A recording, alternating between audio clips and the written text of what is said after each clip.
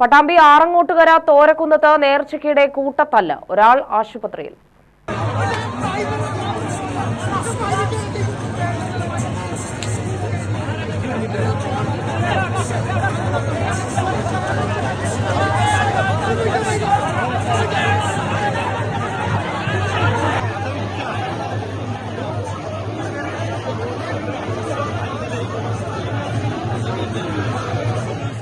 വിവിധ ടീമുകൾ തമ്മിലും കാണികളായി വന്നവർ തമ്മിലുമാണ് സംഘർഷമുണ്ടായത്.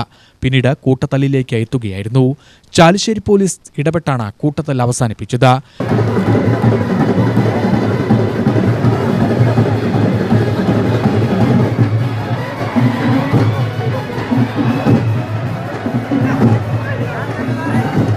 പരിക്കേറ്റ ഒരാളെ ആശുപത്രിയിൽ പ്രവേശിപ്പിച്ചു.